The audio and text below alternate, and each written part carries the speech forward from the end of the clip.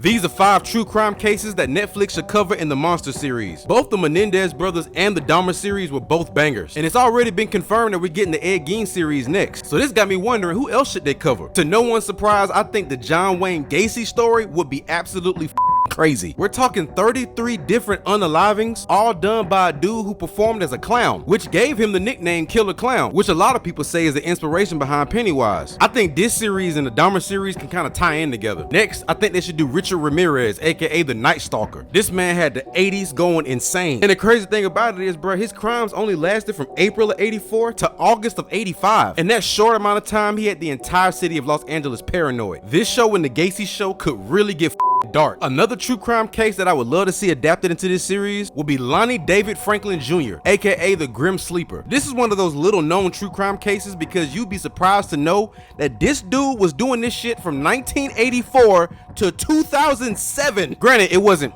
consecutive. He took a break and came back. The kind of serial killer goes on vacation. This man was convicted of 10 counts of first-degree unaliving. Trying not to say the other word. This man's whole mission was terrorizing and torturing S-workers. Very similar to the movie Maniac. Would you believe that when he finally got busted back in like 2008, the arrest actually occurred around the corner from my wife's house? Crazy shit, right? Next, I really think they should cover Samuel Little. Another lesser known case, but honestly, looking at the details of this case, I don't see why he's not as known as John Wayne Gacy and the rest of them. This dude was sick. From 1970 to 2005, Samuel Little committed 93 unalivings. You heard that right, 93.